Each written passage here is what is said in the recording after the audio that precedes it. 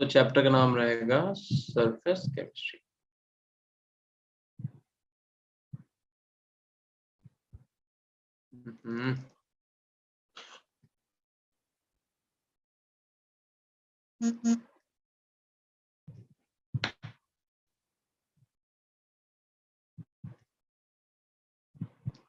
Surface chemistry हम लोग पढ़ रहे थे, ठीक है।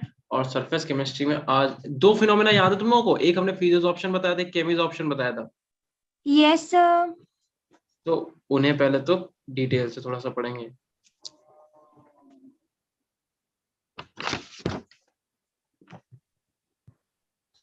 And केमिज option,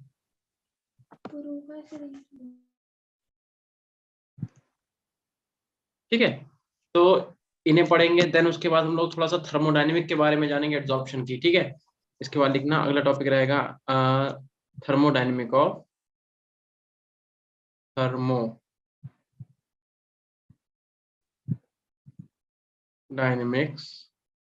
of adsorption, thermodynamic of adsorption, ठीक है। इसे हम लोग एड्सॉर्प्शन आइसोथर्म के नाम से भी जानते हैं, तो ये हम लोग डिटेल से आज कवर करेंगे, ठीक। तो अब तुम लोग क्या करोगे, सबसे पहले हेडिंग डाल दो, एक तरफ लिखो फिजिक्स ऑप्शन, एक तरफ लिखो केमिज ऑप्शन, ठीक है। Yes sir.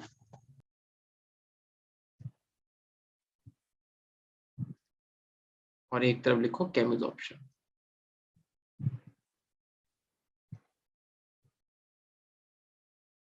एक तरफ लिखो फिजिक्स ऑप्शन, एक तरफ लिखो केमिज option.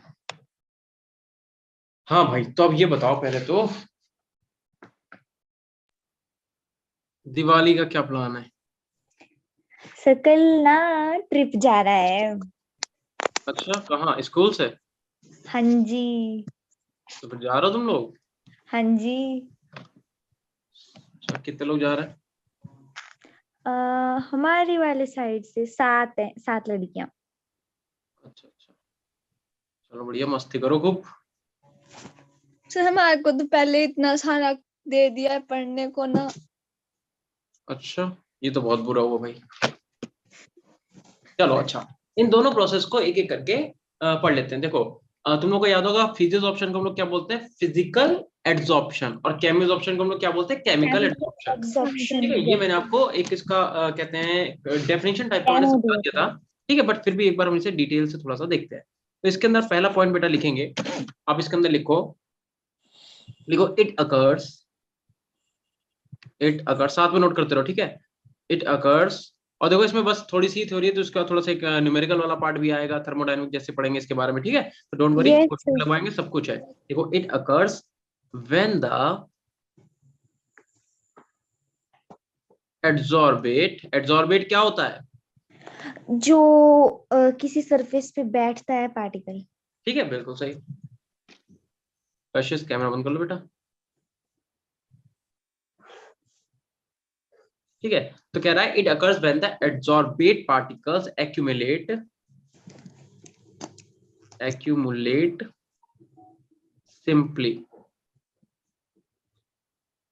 simply on surface of adsorbent।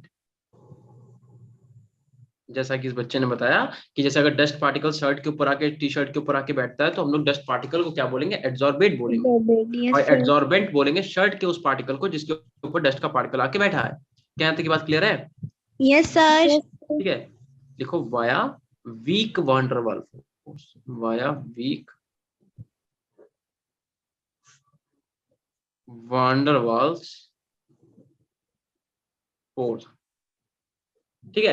कह रहा है ये कब होगा, ये तब होगा जब तुम्हारा एड्सॉर्बेंट पार्टिकल जो है वो सिंपली सरफेस पे आ जाए, किसके, एड्सॉर्बेंट के ऊपर, और कैसे फोर्स के साथ, वीक वाटर फोर्स के। तो उसे क्या बोलेंगे लोग, फिजिक्स ऑप्शन। फिजिक्स ऑप्शन मतलब सिर्फ फिजिकल प्रॉपर्टी, समझ लो, केमिकली वो आपस में कंबाइन नहीं होंगे, केमिकली उनके बीच में कोई भी रिएक्शन नहीं होगी, इसे बोलेंगे फिजिक्स ऑप्शन। समझ रहे हो किसकी बात करना है? जैसे मान लो ये तुम्हारा वो कपड़ा है, ठीक है, कपड़ा कह दो, शर्ट कह दो, और मान लो ये डस्ट का पार्टिकल है। अब ये डस्ट का पार्टिकल मान लो यहाँ पे आके बैठ गया, ठीक है, तो भाई ऑब्वियस सी बात है, जहां पे आके बैठा होगा वहां पे कपड़े का कुछ ना कुछ पार्टिकल होगा। तो इस वाले को क्या बोलते हैं हम लोग, एड्सॉर्बेट, और इस वाले को क्या बोलते हैं, एड्सॉर्बेंट। पहले बोलो, यहाँ तक की बात क्लियर एब्जॉर्बेंट। है। यस तो अगर सर। इनके बीच में, अगर इन दोनों के बीच में केमिकल बॉन्डिंग नहीं होती, किसी भी टाइप की, किसी भी टाइप का केमिकल रिएक्शन नहीं होती है, तो वो किस प्रोसेस में बोला जाएगा, उसे हम लोग क्या बोलेंगे, फिजियोस फ्यूज ऑप्शन ऑप्शन। बोलेंगे। आई बात समझ में? और अगर यस इनके सर। बीच में केमिकल बॉन्डिंग हो गई तब क्या बोलेंगे बेटा, chemical cameos reaction, option. Cameos option. तो इसके अंदर आप पहला पॉइंट लिख लो, समझ गए होगे क्या लिखेंगे, लिख लो जल्दी से। देखो, it occurs when the adsorbate particles accumulate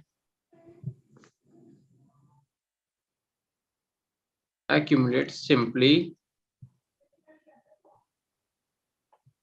on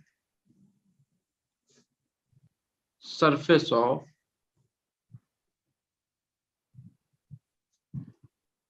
adsorbent via chemical bond।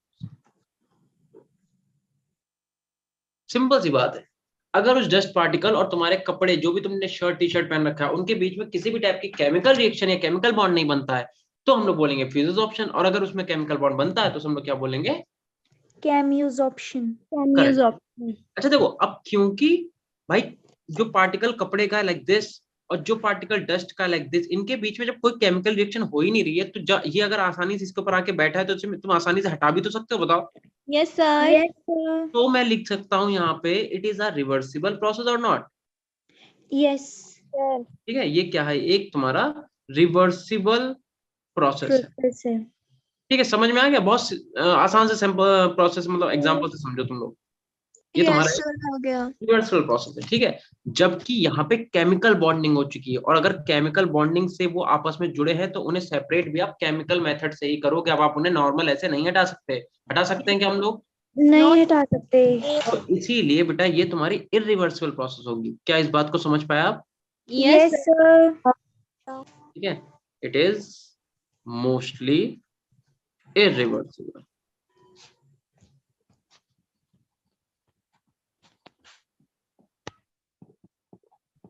Process. ठीक है, तो इसलिए फ्यूज ऑप्शन तुम्हारा एक रिवर्सिबल प्रोसेस है, जबकि तुम्हारा कैमियोज ऑप्शन क्या है, एक इरिवर्सिबल प्रोसेस है। ठीक है, कुछ बातें और देख लो बेटा, क्या कह रहा है, low temperature and high pressure are highly favourable, are highly favourable. ठीक है, देखो तुम खुद ही सोच के देखो, हमने बोला मेरे पास कपड़ा है और उसके ऊपर धूल चिपकी हुई है, तो भाई अगर टेम्परेचर हमारा रूम टेम्परेचर भी है, टेम्परेचर लो भी है, तब भी हम उस पर प्रेशर ज्यादा डालें, मतलब पानी के प्रेशर मान लो या फिर एयर का प्रेशर मान लो, या पकड़ के ऐसे झटक दे कस के, तब भी तो तुम प्रेशर ही दे रहे हो। तो क्या वो आसानी से निकल जाएगा? बोलो हाँ। यस हाँ सर। जी निकल जब जाएगा। यहाँ पे क्योंकि केमिकल बॉन्डिंग हो चुकी है तो यहाँ पे ऐसा कुछ भी नहीं होगा। ठीक है, तो इसके लिए यहाँ पे टेम्परेचर कैसा चाहिए होगा भैया, हाई टेम्परेचर। हाई। ठीक है, हाई टेम्परेचर, और प्रेशर भी कैसा चाहिए होगा, high. High. Yes sir. High pressure are favourable, देख लो, are highly favourable.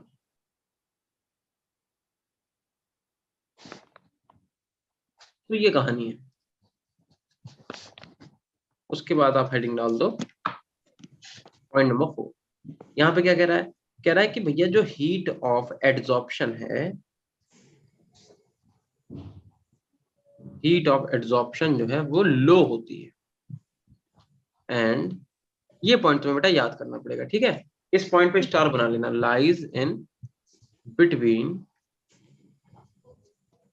20 to 40 kilojoule per mole. इस पे बेटा स्टार बना लेना, ये तुम्हारा नीट में पूछा गया क्वेश्चन है। ठीक है, मतलब पूछा नीट में गया है, बट हाँ इंपॉर्टेंट तो है, क्या फर्क पड़ता है, किसी तो एग्जाम में आया। ठीक है, यस सर। तो अगर एग्जाम में पूछा गया तो तुम्हारे लिए इंपॉर्टेंट है वो। यहाँ पे क्या लिखोगे, यहाँ पे लिखेंगे आप heat of adsorption is high and it is in the range of 40 to 200 kilojoule पर मोल। ठीक है, ध्यान रखना। तो ये दोनों पॉइंट आपके लिए बेटा स्टार बना लेना, क्योंकि अगर ये नीट में पूछा गया तो अगर थ्योरी में पूछेगा तो आपके एग्जाम में भी पूछ सकता है। ठीक है, यस सर। एक पॉइंट और लिख लो यहाँ पे। देखो, it forms multi layers, it form multi layers, multi layer लिखा हुआ। ठीक है, और यहाँ पे लिखना it forms monolayer. Fifth point है इट फॉर्म्स मोनोलेयर। हम सरफेस केमिस्ट्री में तुम्हें बिल्कुल भी कोई ऐसा टॉपिक नहीं लिखवा रहे हैं जिससे तुम्हारा टाइम ज्यादा तुम्हारा बर्बाद हो। ठीक है, हम सिर्फ तुम्हें छांट छांट के वही लिखवा रहे हैं जहां से क्वेश्चन या तो पूछा गया है या तो पूछा जाएगा। ठीक है, यस सर। तो बिल्कुल जब तुम सरफेस केमिस्ट्री जब अपना तैयार मतलब जब भी पेपर देने जाना तो इस वाले को सिर्फ मेरे नोट से खाली ऐसे रिवाइज करके चले जाना। ठीक है, यस सर। Okay sir. अगर यहाँ तक नोट हो गया तो बताओ। सर हो Done. गया। सभी का हो गया क्या बेटा? एक बार सब लोग क्लियर कर दो एक बार। नहीं सर। यस सर हो गया। Yes sir. एक बच्चे का रह गया, एक बच्चे का रह गया। चलो ठीक है, जिसका रह गया कर लो जल्दी से।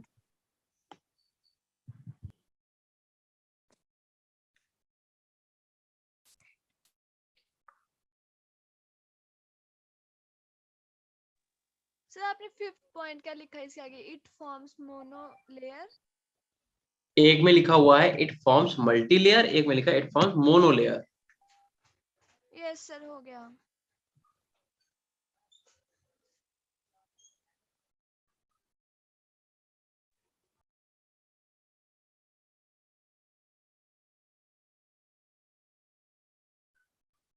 सबका हो गया बेटा? Yes sir. Yes sir. चलो,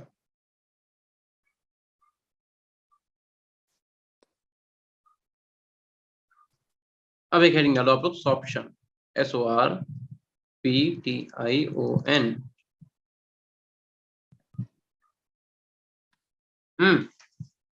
अब सॉर्प्शन की डेफिनेशन लिख लो। देखो, मान लो कहीं पे तुम्हारा एड्सॉर्प्शन और एब्जॉर्प्शन एक ही साथ होता है, तो उस प्रोसेस को आप क्या बोलोगे? सॉर्प्शन बोलोगे। तो लोगों लिखो, it is a phenomena in which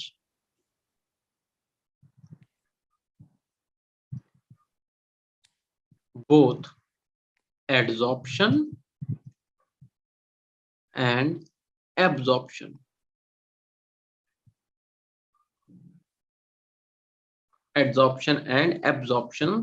take place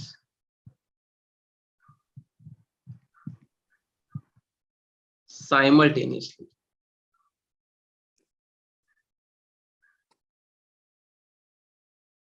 ठीक है, मतलब अगर कहीं पे क्या हो रहा है, कहीं पे तुम्हारा एड्सॉर्प्शन प्लस एब्जॉर्प्शन, अगर ये दोनों प्रोसेस साथ में हो रहे हैं तो आप इसे क्या बोलेंगे? कौन सा प्रोसेस है? Sorption. Then it will call sorption. बस थोड़ी सी ही थ्योरी है उसके, मतलब थ्योरी तो आगे भी है बट इसके बाद थोड़ा सा इंटरेस्टिंग टॉपिक है। ठीक है, यस ग्राफ है, सर। कुछ थोड़ा सा न्यूमेरिकल है। यार ये डेफिनेशन याद रहेगी? हाँ जी सर, याद रहेगी। ठीक है, ठीक है, बहुत अच्छा।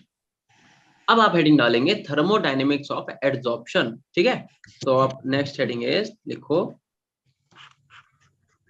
Thermodynamics of adsorption, thermodynamic of adsorption. और इसके अंदर हेडिंग पड़ेगी एड्सॉर्प्शन आइसोथर्म,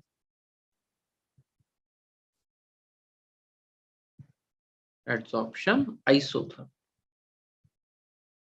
अच्छा बताओ आइसो का मतलब क्या होता है बेटा? सेम। सेम। कांस्टेंट, ठीक है, आइसो का मतलब कांस्टेंट, थर्म का मतलब टेम्परेचर, यानी कि इसका क्या मतलब हुआ, at same. Constant temperature, yes sir. At constant temperature, ठीक है इतना? Yes yes sir. Sir. Okay.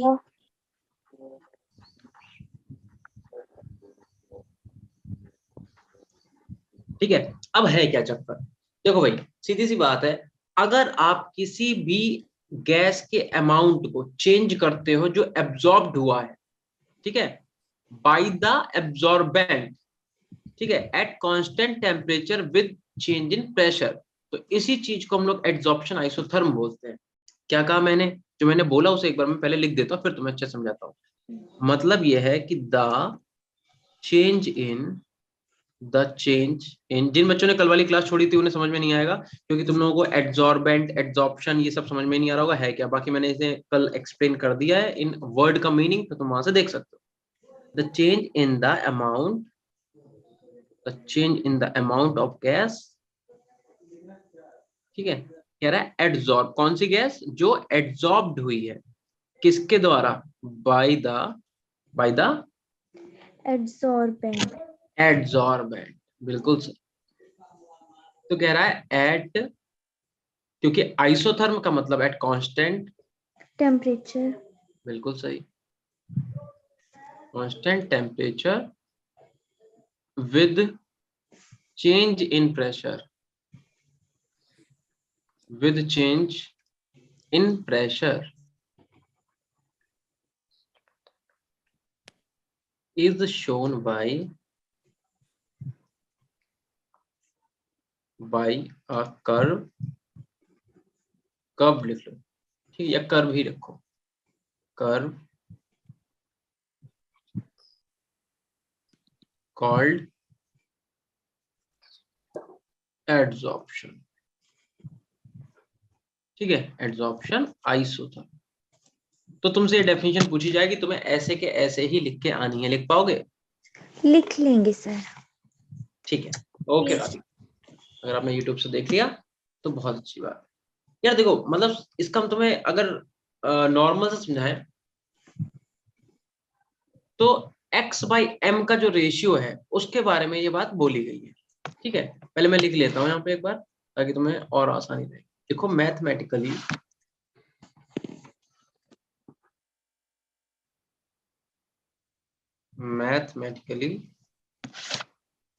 The extent of adsorption is expressed, किससे करते हैं पता है, किसी को पढ़ा है किसी ने चैप्टर ये वाला? नहीं सर अभी नहीं। Is expressed at x by m, इससे एक्सप्रेस करें हम लोग एक्स बाई एम से, ठीक है। इसका मतलब क्या हुआ, amount adsorbed per unit, absorbed per unit weight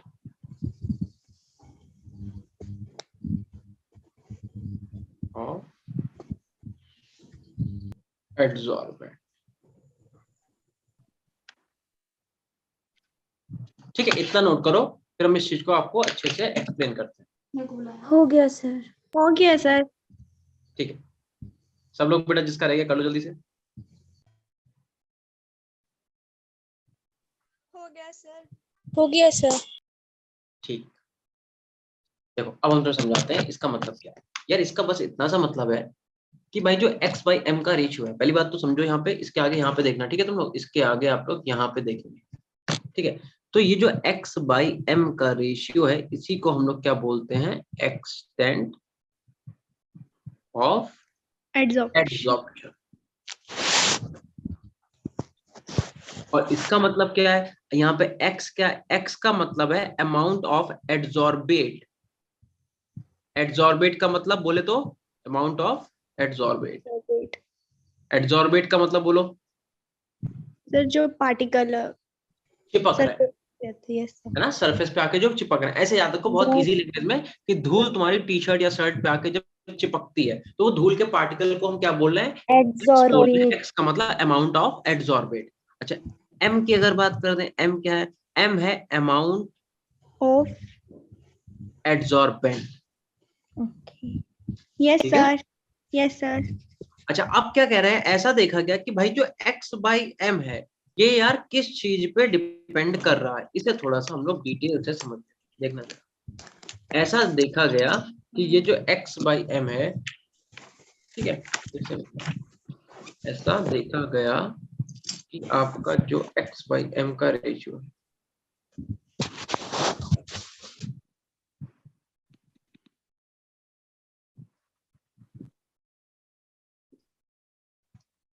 जैसे जैसे टेम्परेचर को कम किया गया, जैसे मान लो ये एक्स बाई एम है और ये है प्रेशर की लाइन, ये है प्रेशर, ठीक, और ये एक्स बाई एम का मतलब रेशियो।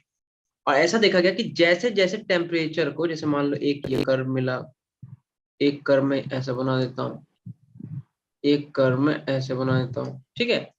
तो यहाँ पे क्या देखने को मिला कि जैसे जैसे टेम्परेचर को कम किया गया, यहाँ पे 273 केल्विन लिख लो, यहाँ पे 244 केल्विन लिख लो, ठीक है, और यहाँ पे 195 केल्विन। तो ऐसा देखा गया कि जैसे जैसे हम लोगों ने टेम्परेचर को डिक्रीज किया, एक्स बाई एम का रेशियो जो है वो इंक्रीज। ठीक है, मतलब जो टेम्परेचर होता है वो इनवर्सली प्रोपोर्शनल है रेट ऑफ एड्सॉर्प्शन के। इसका मतलब ये निकल के आया, इसे नोट करो और आगे की कहानी समझाते हैं। हो गया सर। ठीक है,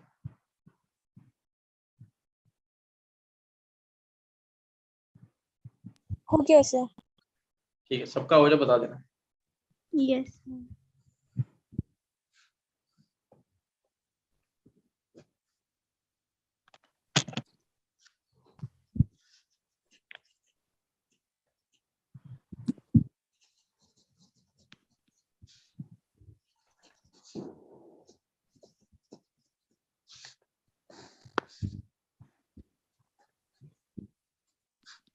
चले आगे बेटा। Yes sir. तो भाई इसका मतलब हमें ये समझ में आ गया कि जो टेम्परेचर है वो इनवर्सली प्रोपोर्शनल है किसके, रेट ऑफ एड्सॉर्प्शन के।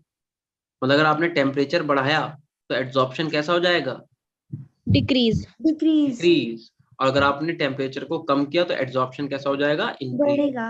हो जाएगा। बस इतना सा फॉर्मूला तुम्हें याद रखना, वो चेक कर तुम याद रखो चाहे मत रखो, इतनी सी चीज को बॉक्स में बना के नोट कर लो। कर ली। और यहाँ पे एक पॉइंट और लिखो, एट इक्विलिब्रियम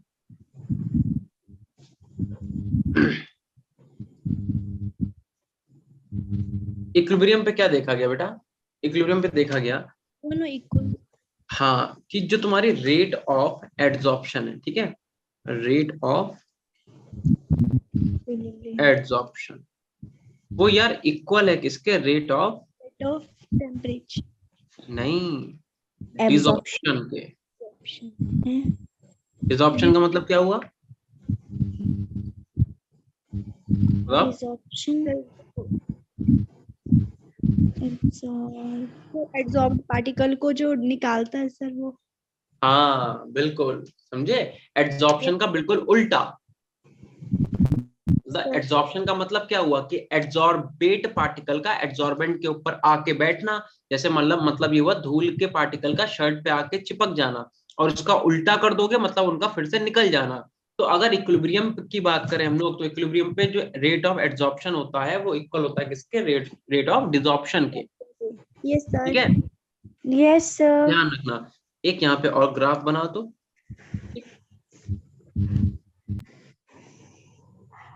और इस ग्राफ को थोड़ा सा अच्छे से समझा देते हैं। देखो यहाँ पे इसको प्रेशर ऐसे, एक्स बाई एम, और यहाँ पे ऐसे करके इसे लिखो, ठीक है, और यहाँ पर से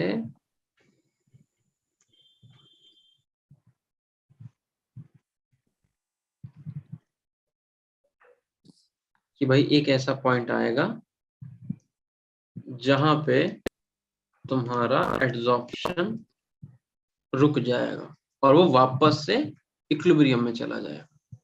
यहां से अगर तुम आगे देखो तुम्हें इक्वल लाइन मिलेगी, अब एड्जॉर्प्शन नहीं होगा।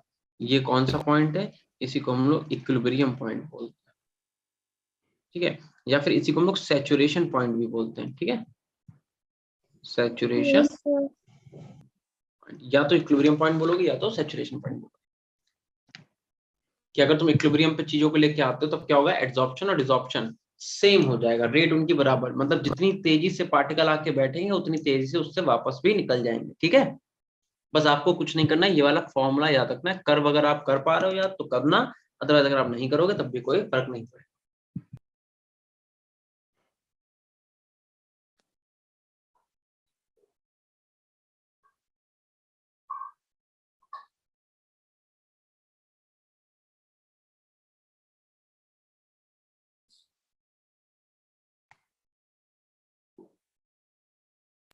चलने बेटा आगे। Yes sir. Yes sir.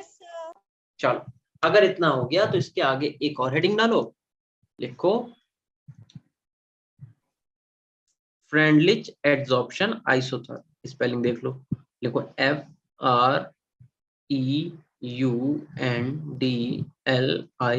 FREUNDLICH, adsorption isotherm.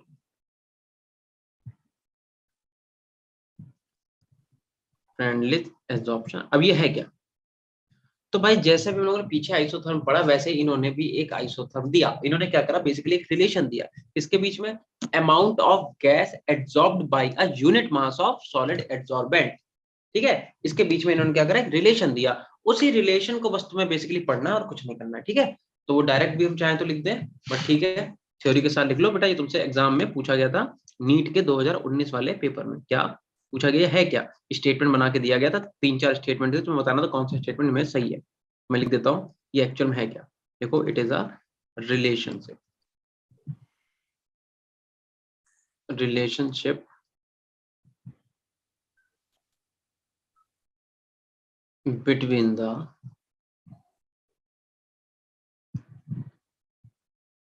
amount of gas adsorbed by a unit mass of a solid adsorbent.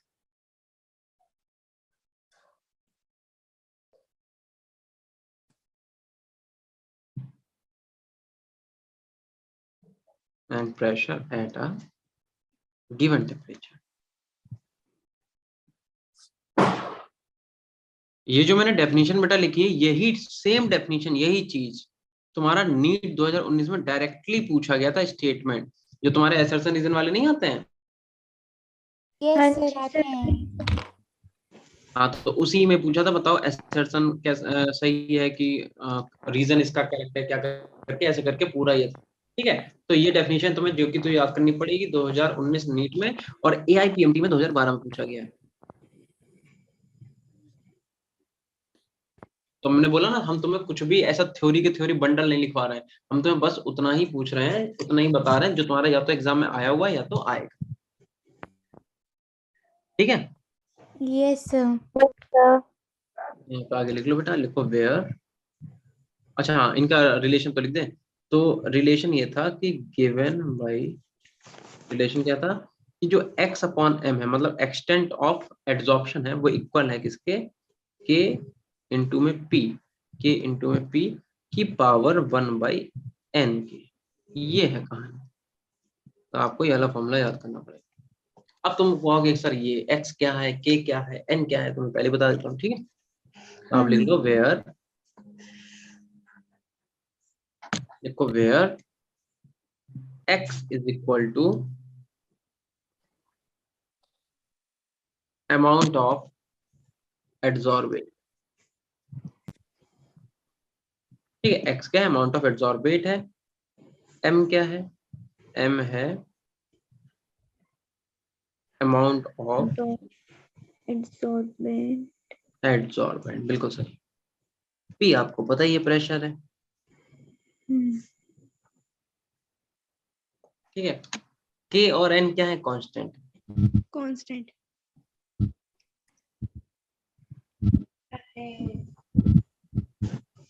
ठीक है, तो अगर इस वाली क्वेश्चन को हम फर्स्ट मान लें और हम यहाँ पे कर दें आगे, ठीक है, taking log on both side, taking log on both side,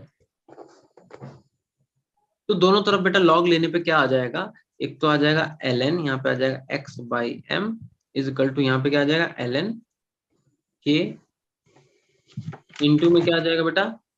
into में आ जाएगा ln p की पावर 1 अपॉन n, 1/n। यही तो आएगा। But yes sir. मल्टीपल में जब लॉग का मल्टीप्लाई करते हैं, log m into log n का फॉर्मूला क्या होता है? Log m plus log n। बिल्कुल सही, log m plus log n, ठीक है, log m plus plus log m। तो यहाँ पे मैं क्या लिख दूंगा? यहाँ पे लिख दूंगा log k प्लस का 1/n ln p। log m की पावर n का फॉर्मूला क्या होता है? n log m। Yes sir, power आगे आ जाती है, पावर आगे आ गई। लिख देता हूँ ये भी, log m की पावर n का फॉर्मूला होता है n log m, ठीक है। Yes sir. तो बेसिकली हमारा जो पूरा फॉर्मूला निकल के आया उसमें मैं एक बार लिख देता हूँ, ln या फिर log, जो भी लिख लो, log ही लिख लो, चाहे ln लिख लो, या ln ही लिखो, या log मत लिखो, क्योंकि log के लिए तो मल्टीप्लाई करनी पड़ेगी 2.303 से, ln लिख दो, ठीक है। ln में और log में क्या डिफरेंस है? ln को log में कन्वर्ट करने के लिए लॉग होता है। बिल्कुल सही, ठीक है। तो मैं लिख देता हूँ कि ln जो ln x by m is equal to ln k plus का 1/n और ln क्या आ जाएगा? p। ये आपका भैया फॉर्मूला हो गया। आ गई बात समझ में? Yes sir. ठीक है, अब देखो इस फॉर्मूले को तुम कंपेयर करोगे किससे? y is equal to mx plus c, यानी कि स्ट्रेट लाइन की इक्वेशन, यही तो होती थी, बताओ। Yes sir. k कांस्टेंट है तो इसे हम लोग c बोलेंगे, यस प्लस यहाँ पे n कांस्टेंट है तो ये तुम्हारा स्लोप हो जाएगा m, और इनटू में x हो जाएगा ln p, ठीक है। Yes sir. ये आपका हो जाएगा स्लोप, और इसके बेसिस पे हम क्या करेंगे? ग्राफ ड्रॉ करेंगे, ठीक। Yes sir.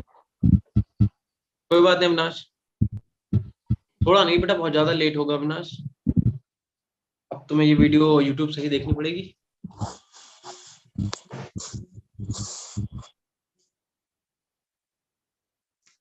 कर लो बेटा नोट।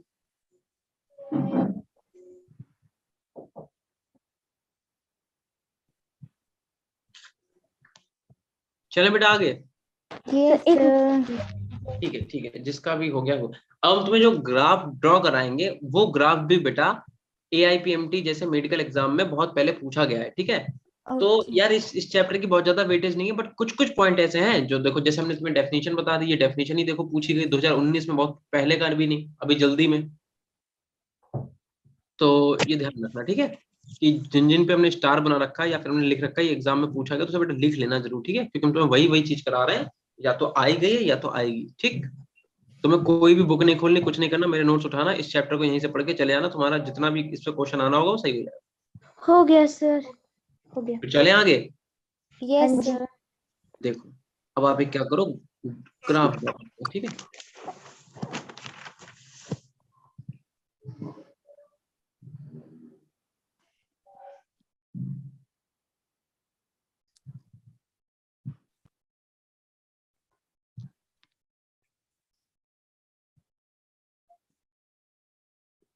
स्ट्रेट लाइन का ग्राफ बेटा ऐसा आता है कब? जब स्लोप की कुछ ना कुछ वैल्यू, सॉरी इंटरसेप्ट की कुछ ना कुछ वैल्यू होती है, राइट। Yes sir. और अगर ऐसा ना आए, ऐसा आ जाए, तो इसका मतलब यहाँ पे इंटरसेप्ट कितना होता है? 0। जीरो। तो मुझे तुम पीछे देख के बताओ कि क्या यहाँ पे कोई इंटरसेप्ट है? नहीं। अरे ये सी नहीं दिख रहा, इंटरसेप्ट ही तो होता है सी बेटा। log mx प्लस सी में सी क्या होता है? सी को तो ही इंटरसेप्ट बोलते हैं भैया, क्या कर रहे हो तुम लोग हैं, बहुत मार खाओगे। देखो इधर, इसीलिए तुम्हारे स्ट्रेट लाइन की इक्वेशन ऐसी दिखाई देगी, ठीक, और जब ऐसी दिखाई देगी तो तुमसे पूछा जाएगा बताओ भैया ये क्या है, तो तुम बताओगे यही तो है सी, जो चाचा है वही तो भतीजा है। और सी है क्या? सी है आपका लॉग के या फिर ln के, इसी को हम लोग क्या बोलेंगे? इंटरसेप्ट। समझे? Yes sir. तो ये आपका हो जाएगा इंटरसेप्ट। ठीक, और बताओ एक्स एक्सेस पे क्या था, वाई एक्सेस पे क्या था, बताना जरा। एक्स पे क्या था, वाई पे क्या था, जल्दी बोलो। एक्स पे तो 1/n ln p था। तो यहाँ पे हम सीधे सीधे लॉग पी लिख के दे रहे हैं। ठीक है, और यहाँ पे हो जाएगा log x by M. x/m। ठीक है, ये हो जाएगा तुम्हारे पास डायग्राम। अच्छा हाँ, और ये जो तुम देख रहे हो ये स्लोप है। स्लोप की वैल्यू यहाँ पे कितनी है? स्लोप की वैल्यू बोल दो कितनी है। स्लोप है आपका, देख के बता दो। m है। स्लोप आपका है 1/n। ठीक है, ये आपका स्लोप की वैल्यू हो गई। और ये डायग्राम जो हमने बनाया है कर्व, ये बेटा AIPMT के एग्जाम में 2 बार डायरेक्टली पूछा गया। ठीक है, तो मैं लिख देता हूँ, ये आपका AIPMT एग्जाम जो था उसमें 1994, हालांकि बहुत पहले की बात हो गई, बट फिर भी यार इस चैप्टर से अगर आएगा तो यही सब चीजें आती हैं। ठीक है, नहीं तो नहीं आएगा। और 2006, इन 2 एग्जाम में सेम आपका ग्राफ पूछा गया 2 बार।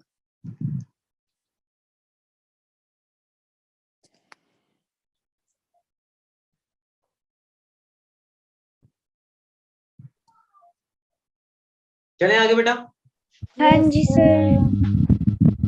यहाँ तक का सब लोग नोट कर लो, फिर मुझे बताओ क्या हम लोग आगे चल सकते हैं। कर लिया सर नोट। सर 1 मिनट रुको सर, बस 1 हाँ मिनट। ठीक है, मुझे पता है।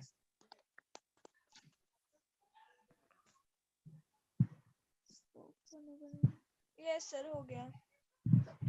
ठीक है, अब कुछ कंडीशन इस ग्राफ के, उन्हें एक एक करके पढ़ लेते हैं। ठीक है, यस ग्राफ तो सर। समझ में आ गया बेटा? Yes sir. ठीक है, तो मैं यहाँ पे लिखता हूँ, एक बार मैं लिखता हूँ केस नंबर फर्स्ट। ठीक है, केस फर्स्ट एक बार समझ लो। केस फर्स्ट है एट वेरी लो प्रेशर। अगर हम प्रेशर को बहुत ही ज्यादा कम कर देते हैं, ठीक है, प्रेशर को हम क्या करते हैं, बहुत ज्यादा कम कर देते हैं, तो देखो क्या होगा। तो मैं लिखूंगा eight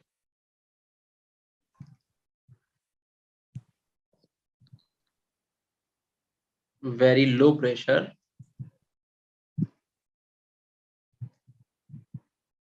at very low pressure the graph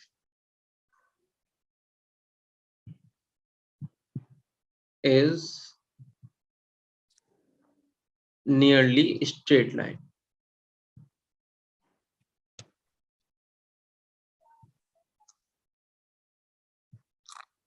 And at these pressure क्या होता है कि जो तुम्हारा x/m होता है वो डायरेक्टली प्रोपोर्शनल होता है p की पावर 1 के। या फिर हम इसे लिख सकते हैं कि भाई तुम्हारा x/m जो है वो इक्वल हो जाएगा किसके? k इंटू p की पावर 1 के। ठीक है, इसका मतलब ये फर्स्ट ऑर्डर रिएक्शन हुई कि नहीं हुई?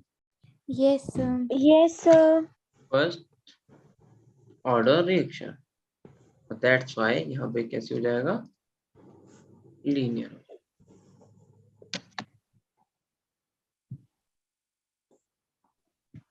देखो बेटा जल्दी इतना, हो गया सर। तो फिर आप यहाँ पे डालेंगे केस नंबर 2। ठीक है, इंपॉर्टेंट टॉपिक है। तो इस टॉपिक इसके अंदर जो हम लोगों ने पढ़ा सबको डिटेल से पढ़ लेना। अभी तो बेटा नहीं आई, वो तो कहो थोड़ी गर्मी कम है तो इसलिए मैं ऐसे पढ़ा रहा हूँ तुम्हें। अभी लैपटॉप भी, इसके बाद मेरी भी क्लास है, चार्जिंग भी ज्यादा नहीं है। चले बेटा अगला केस लिख के यस सर। लिखो eight intermediate range of pressure.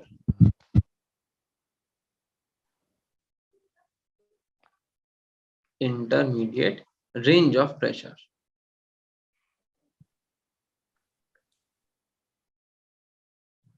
Pressure,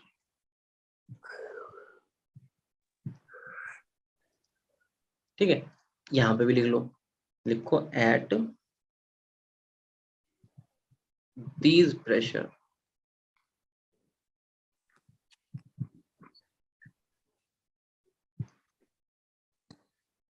graph is curved and जो आपका x by m है वो डायरेक्टली प्रोपोर्शनल होता है p अपॉन p की पावर 1/n के, और वी कैन से दैट कि भाई x by m जो हो जाएगा वो किसके इक्वल हो जाएगा, k इंटू p की पावर 1/n के।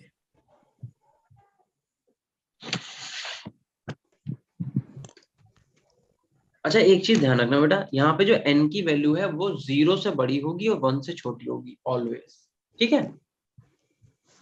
Yes sir. मैं लिख देता हूँ, वैसे तुमसे पूछा नहीं जाएगा इतना डिफिकल्ट क्वेश्चन, बट फिर भी अप्रोक्सीमेटली मान लो, हम लिख लो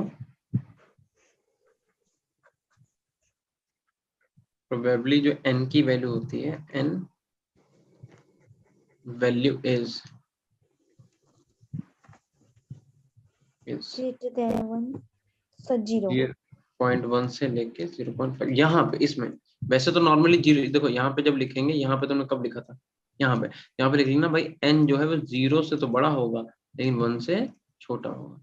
छोटा। इस वाले के लिए n की वैल्यू कितनी होती है, इस वाले की n की वैल्यू होती है 0.1 के से लेके 0.5 के बीच में, ठीक है। yes sir.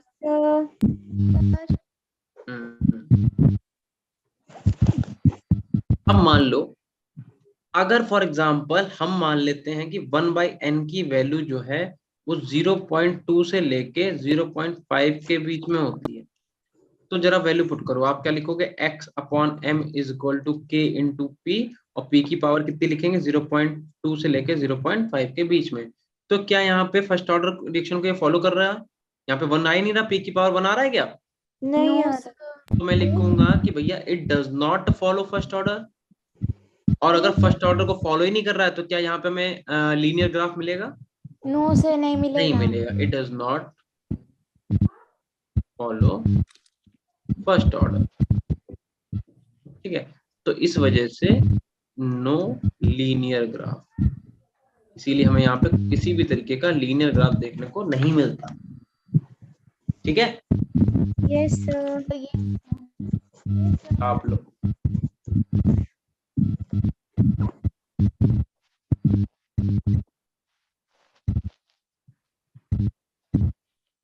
दो केस हो गए, एक केस और लिखते हैं जल्दी से, देखिए बेटा यस सर। Yes sir. कितना हो गया सबका, हाँ इसके बाद जी। कौन सी क्लास है आपकी, फिजिक्स। अच्छा ठीक है, तो इतना नोट कर लो, देन उसके बाद आप एक हेडिंग और डालो, at very high pressure, at very high pressure, case number 3 है, अच्छा लिख देते हैं, चलो यहाँ पे ये कौन सा केस है, केस 3, यहाँ पे लिखो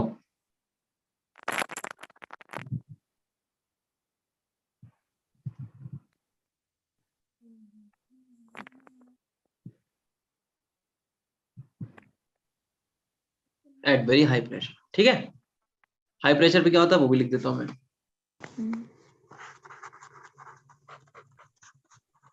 the graph becomes parallel to x axis। Graph क्या होता है, बेसिकली पैरेलल हो जाता है किसके, x एक्सिस, ठीक है। एक्स एक्सिस के। तुम लोग क्या पसंद बातें कर रहे हो क्या, नो सर। No sir. वैशेष किससे बातें हो रही बेटा, राधिका को बोल रही थी ना, आपको गलती से मैसेज चला गया। तो मैं ही बोल रहा हूँ कि क्यों बात कर रहे हो बेटा, मैं पढ़ा रहा हूँ, बात कर रहे हो। माइक सर, पता नहीं राधिका बोल रही है ना, माइक से आवाज आ रही है इसलिए। अच्छा अच्छा, मैंने ना उनके माइक से आवाज आ रही थी ना, तो मैंने उनको बोला कि थोड़ी डिस्टरबेंस हो रही है ना, चलो कोई बात नहीं, बातें नहीं करना, इधर आ जाओ।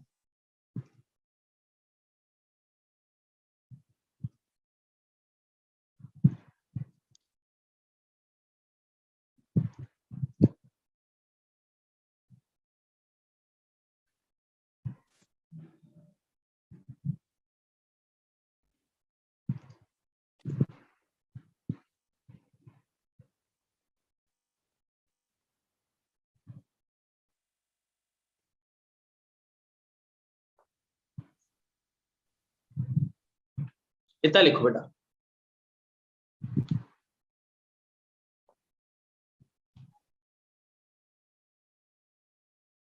इसका मतलब ये हुआ कि भाई x by m is equal to क्या हो जाएगा, k इंटू पी की पावर जीरो, और जीरो का मतलब ये कौन सी ऑर्डर हो गया बेटा, zero order reaction. First order है अरे भाई फर्स्ट ऑर्डर कैसे हो जाएगी, रिएक्शन। ये तो जीरो। पूरा जीरो ही हो जाएगा, ये तो पूरा वन हो जाएगा ना, खाली k ही तो बचेगा यहाँ पे। Yes sir.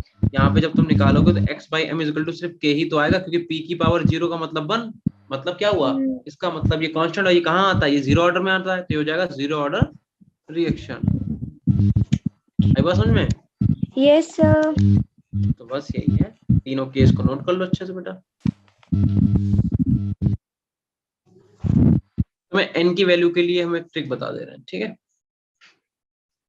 देखो अगर प्रेशर आपका कम है तो n की वैल्यू रखना 1, अगर प्रेशर आपका मिड रेंज है तो आप n की वैल्यू रखेंगे 0.1 से लेके 0.5 तक, और अगर आपका प्रेशर ज्यादा है तो आप n की वैल्यू रखोगे 0। ये तीन वैल्यू याद रख लो, ठीक है। और या लिख लो n वैल्यूज, n वैल्यूज, ठीक है। n की ये वैल्यू याद रख लो कि अगर प्रेशर तुमसे कह रहा है कम है, केस दे रखा है कि कम प्रेशर पे, तो n की वैल्यू 1 पुट कर देना, ठीक है। ये n की वैल्यूज हैं, यहाँ पे लिख लो n वैल्यूज, ये क्या है, ये n की, ये भी n की, ये भी क्या है n की। अगर तुमसे कह रहा है कि भाई प्रेशर जो आपका है मान लो वो आपका कैसा है, मिड रेंज है, तो आप क्या रखोगे 0.1 से लेके 0.5। अगर आपका प्रेशर ज्यादा है देन आप वैल्यू रखेंगे 0, ठीक है। Yes sir.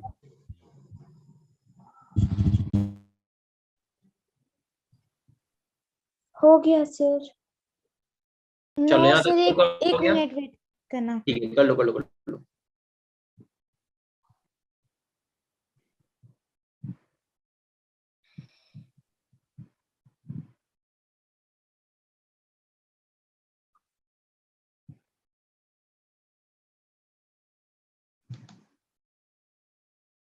एक सेकंड रुकना बेटा,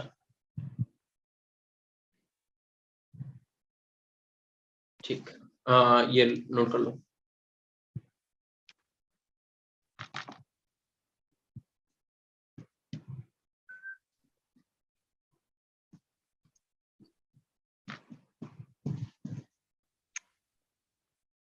हो गया सर। ठीक है, ठीक है।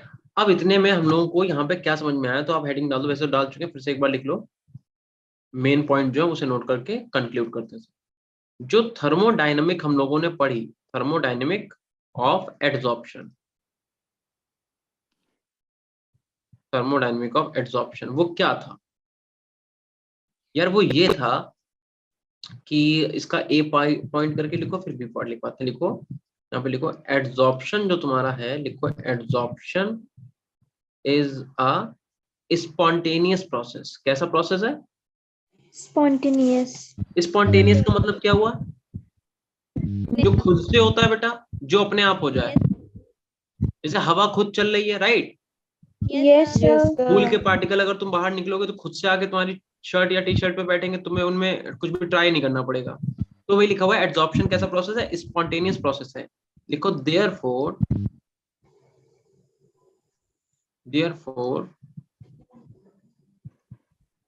Change in free energy, therefore change in free energy, इसका मतलब डेल्टा जी तुम्हारा कैसा रहेगा, निगेटिव, क्योंकि स्पॉन्टेनियस रिएक्शन के लिए डेल्टा जी की वैल्यू कैसी आती है बेटा, निगेटिव आती है, ठीक है। तो तुम जो फॉर्मूला लगाते हो delta G is equal to delta H minus का टी डेल्टा एस, ठीक है। लिखो फॉर द अब बताओ जी की वैल्यू निगेटिव होने के लिए क्या होना चाहिए, डेल्टा एच छोटा होना चाहिए या ज्यादा होना चाहिए टीडीएस से, छोटा होना चाहिए। है ना, यानी कि डेल्टा डेल्टा एच की वैल्यू निगेटिव होनी चाहिए कि नहीं होनी चाहिए, बताओ। Yes sir. अगर डेल्टा एच की वैल्यू निगेटिव होगी तभी तो ओवरऑल वैल्यू तुम्हारी कैसी आएगी, डेल्टा जी निगेटिव आएगा, क्योंकि अगर तुमने डेल्टा जी को रख दिया कि बड़ी वैल्यू है तो ऑब्वियस सी बात है, बड़े में से छोटा माइनस करोगे तो कितना आएगा, पॉजिटिव ही आएगा, यस सर। ठीक है। तो लिख लेना यहाँ पे, एक पॉइंट बढ़ा लो आगे, लिखो लिखो for the negative value, for the negative value of delta G in a system in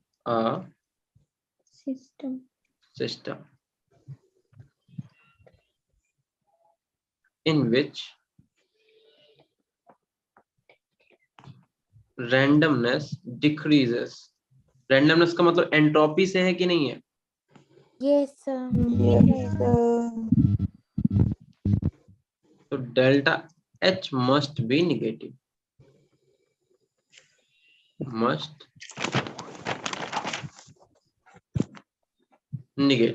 ठीक है, लिखो hence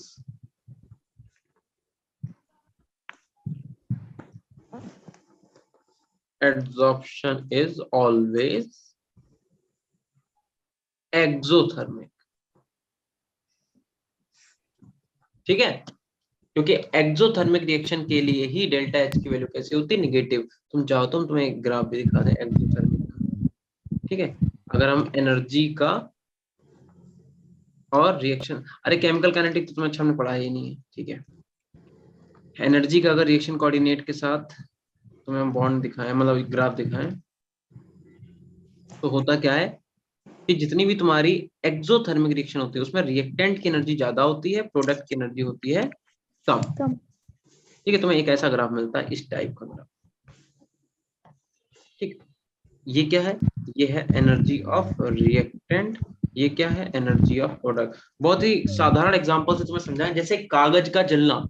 तो मुझे बताओ, तुमने एक पेज को फाड़ा, वैसे जलाना नहीं चाहिए बट मान लो तुमने एक पेज को फाड़ा, ठीक है, अब वो पेज तुम्हारा रिएक्टेंट है कि नहीं?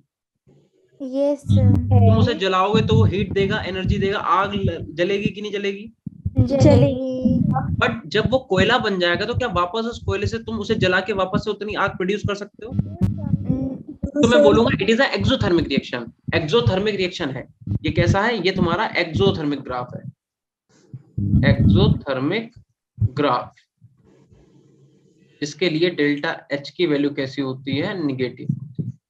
ठीक है, तो अगर तुमसे कोई पूछता है कि एड्सॉर्प्शन तुम्हारा कैसा है, एक्सो या एंडो, तो क्या बताओगे? एक्सोथर्मिक। तो जरा, ये भी तुम्हारा नीट 2016 में क्वेश्चन पूछा। ओके सर, हम तो जेई के हैं। अरे भैया, जेई के हो तो क्या नीट वाले क्वेश्चन नहीं लगाओगे? अब इस चैप्टर से तुम्हारे एग्जाम में कम आ रहा तो क्या करें, जितना आ रहा उतना करा रहे। ठीक है, यस सर। तो इस चीज को नोट कर लेना। हो गया सर। देखो, adsorption of gases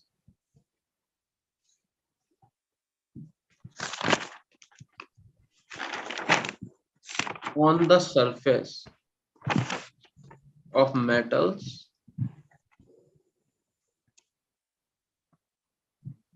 is known as occlusion.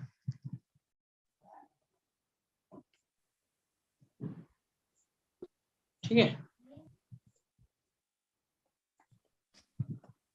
Example की अगर बात करें, तुम लोगों ने इलेक्ट्रोकेमिस्ट्री में पढ़ा होगा, एड्सॉर्प्शन कराया जाता है H2 का प्लेटिनम के ऊपर। प्लेटिनम के इलेक्ट्रोड लगाए जाते हैं शी में। शी का मतलब स्टैंडर्ड हाइड्रोजन इलेक्ट्रोड, याद है? Yes sir. इलेक्ट्रोकेमिस्ट्री मैंने तो तुम्हें नहीं पढ़ाई, जिसने भी पढ़ाई तो ये पढ़ा होगा। ये तुमने पढ़ रखा है शी में, स्टैंडर्ड हाइड्रोजन इलेक्ट्रोड।